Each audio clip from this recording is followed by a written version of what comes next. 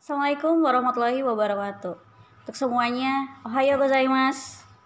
Bertemu dengan saya, Rini Sensei, dalam pembelajaran bahasa Jepang kali ini. Pada kesempatan kali ini, kita akan membahas tentang perkenalan diri dalam bahasa Jepang. Sebelumnya, mari kita saksikan video berikut ini. Hajimemashite. Watashi wa Mizuki desu. Bandon Dai 21高校の10年生です。どうぞよろしく。 Nah, tadi adalah contoh sederhana dari perkenalan diri dalam bahasa Jepang. Biasanya, apa saja sih yang akan kita ucapkan ketika memperkenalkan diri kepada orang yang baru kita kenal? Selain menyebutkan nama, kita juga akan memberikan informasi umum tentang diri kita sendiri. Nah, hari ini kita akan belajar bagaimana cara memperkenalkan diri dalam bahasa Jepang dan informasi umum yang akan kita berikan kepada orang lain pertama kali. Sebelum ke perkenalan diri, ada baiknya kita tahu dulu tentang budaya Jepang yang disebut ojigi. Ojigi adalah budaya membungkuk orang Jepang. Ojigi dilakukan untuk menunjukkan rasa hormat kita terhadap orang lain. Ojigi bagi laki-laki dan perempuan berbeda dari derajat membungkuk dan posisi tangan ketika membungkuk. Mari kita perhatikan gambar berikut ini. Yang pertama adalah eshaku. Eshaku biasa digunakan antar teman sejawat di kantor atau untuk sekedar memberi salam. Yang kedua adalah keirei. Keirei umumnya digunakan kepada pelanggan untuk menunjukkan rasa terima kasih atau saat berkenalan dengan orang baru. Yang ketiga adalah saikeirei. Saikeirei biasanya dilakukan oleh bawahan kepada atasan atau kepada orang yang sangat dihormati sebagai wujud penghormatan serta permintaan maaf yang mendalam. Dan yang keempat adalah senrei. Senrei adalah ojiki yang dilakukan sambil duduk. Mari kita dengarkan dan perhatikan contoh berikut ini. Hajimemashite digunakan hanya saat pertama kali bertemu. Mari kita coba ulangi ucapan sensei. Hajimemashite. Hai. Biasanya hajimemashite suka diartikan sebagai perkenalkan atau untuk kata non formalnya itu sebagai halo. Selanjutnya adalah nama dan diakhiri dengan des. Ini adalah pola kalimat paling dasar dalam bahasa Jepang. Kalimatnya sering diakhiri dengan des. Des sendiri tidak bisa diartikan, hanya fungsinya untuk mengakhiri kalimat. Contoh, hajimemashite, Rini desu. Atau kalau misalkan namanya diganti menjadi Wida, hajimemashite, Wida desu. Kalau diganti dengan kata Ferry, namanya Ferry, bisa menjadi hajimemashite, Ferry desu, dan lainnya. Kemudian, dozo yoroshiku. Ungkapan ini biasanya diartikan sebagai senang berkenalan dengan Anda. Mari kita ucapkan bersama. Ikuti ya. Dozo yoroshiku. Hai. Nah, sekarang kita coba memperkenalkan diri. Jangan lupa ucapkan nama kalian masing-masing dan ikuti saya. Hajimemashite, Rini desu. Dozo yoroshiku. Nah, selain nama, kita juga akan menyebutkan di mana kita bersekolah. Tapi sebelum itu, masih ingatkah cara menyebutkan bilangan dalam bahasa Jepang? Mari kita ulangi dan sebutkan bersama ya. Ichi, ni, san, yon, go, roku, nana, hachi, kyu, ju. Oke. Untuk puluhan kita ucapkan sesuai urutan. Contoh 15 itu adalah 10 dan 5. Jadi dibacanya menjadi jugo. Contoh 36 itu dibacanya Sanjuroku. Nah, sekarang bagaimana caranya menyebutkan sekolah dalam bahasa Jepang? Perhatikan contoh kalimat berikut ini. Bandung Dainiju Ichi Koko desu. Pola kalimatnya adalah nama kota, dai, sekolah, koko desu. Koko adalah tingkatan sekolah. Karena kita menengah atas, jadi biasanya diartikan sebagai SMA atau sekolah menengah atas. Untuk tingkat SD, SMP, dan SMK itu akan berbeda. Bukan lagi koko yang digunakan.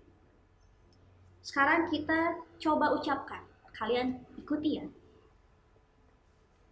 Bandung Dainiju Ichi Koko desu. Sampai sini dapat dipahami? Bagaimana kalau misalkan kita berasal dari sekolah lain, misalkan dari SMA 3 Bali. Kita masukkan ke dalam pola kalimatnya, maka kalimatnya menjadi Bali Daisang Koko desu. Bali Daisang Koko desu. Ya, contoh lain untuk SMA 16 Jakarta. Kalimatnya menjadi Jakarta Daijuroku Koko desu. Jakarta Daijuroku Koko desu. Kalau ada pertanyaan misalkan, bagaimana kalau sekolahnya tidak ada tingkatannya atau bilangannya, seperti sekolah swasta, itu contohnya misal SMA Sakura. Kalimatnya akan menjadi seperti ini, Sakura Koko desu. Sakura Koko desu. Sekarang mari kita baca bersama-sama, ikuti sensei. Bandung Dainiju Ichi Koko desu.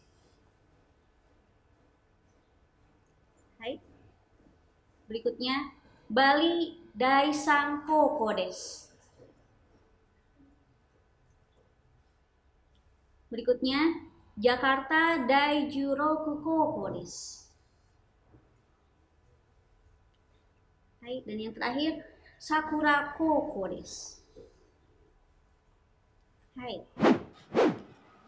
Setelah menyebutkan nama dan asal sekolah, biasanya saat perkenalan diri kita juga akan menyebutkan alamat.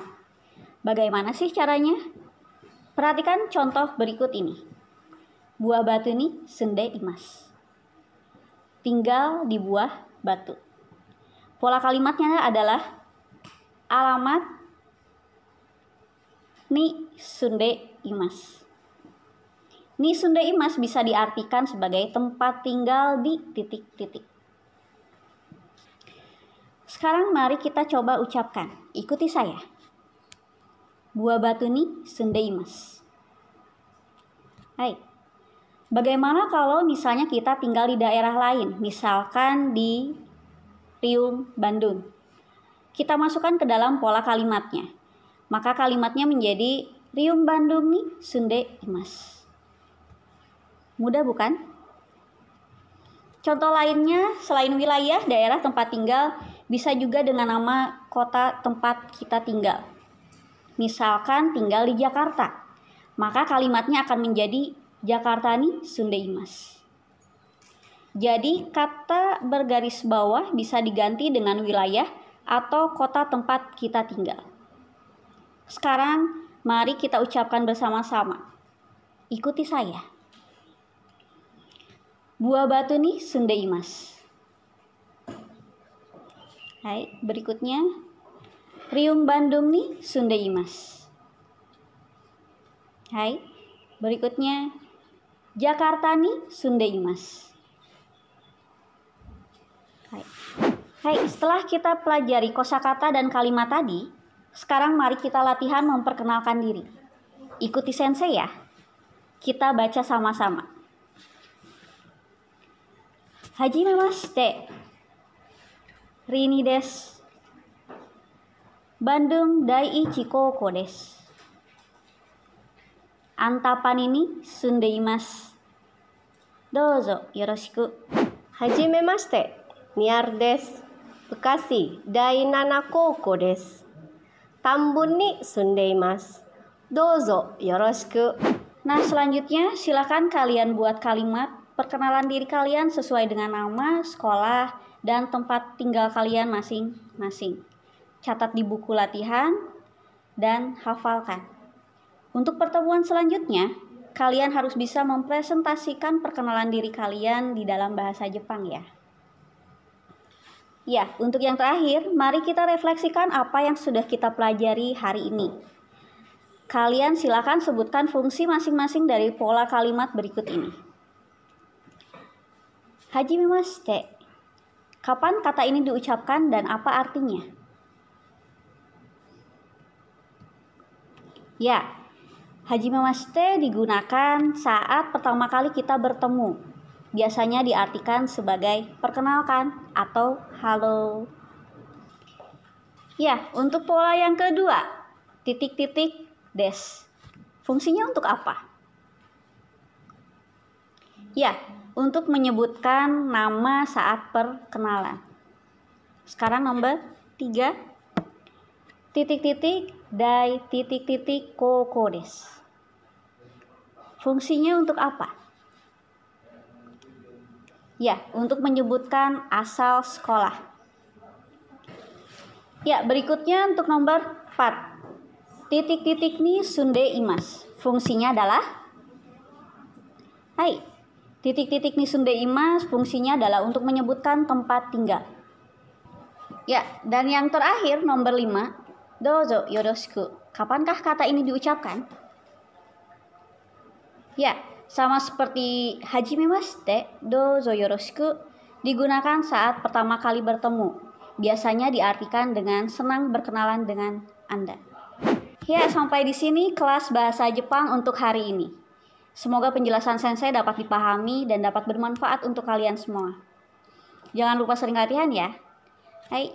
Arigatou gozaimasu.